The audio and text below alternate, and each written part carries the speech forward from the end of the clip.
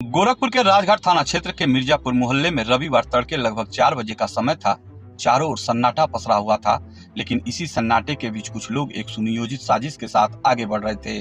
Bulldozer और हथियारों से लैस भूमाफिया। उनका निशाना था एक व्यक्ति की पैतृक संपत्ति तरुणेश कुमार देव, जिसकी जमीन पर ये लोग कई बार नजरें गड़ा चुके थे। लेकिन इस बार इरादा सिर्फ कब्जे का नहीं, बल्कि डराने और मिटाने का भी था।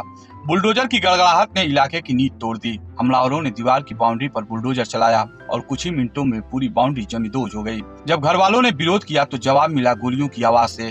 फायरिंग शुरू होते ही पूरे इलाके में अफरा तफरी मच गई। तरुणेश और उनके परिवार ने किसी तरह जान बचाई। दरवाजे से निकलकर दीवारों के पीछे छिपकर और फिर अंधेरे में भागते हुए। गोलियों की गूंज देर तक हवा में तैरती रही। हमलावरों ने सिर्फ बाउंड्री नहीं तोड़ी, बल्कि लोहे के एंगल और वेल्डिंग का सामान भी लूट लिया।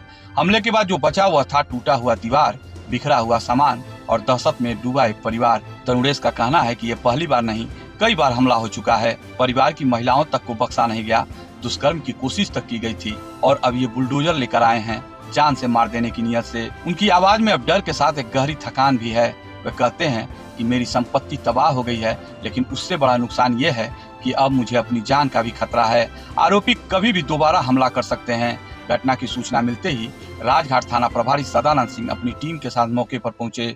मलबे के बीच टूटे हुए गेट इस वारदात की गवाही दे रहे थे। पुलिस ने आसपास के सीसीटीवी फुटेज खंगाले और पीड़ित ने पूरी घटना की वीडियो रिकॉर्डिंग भी सौंप दी है।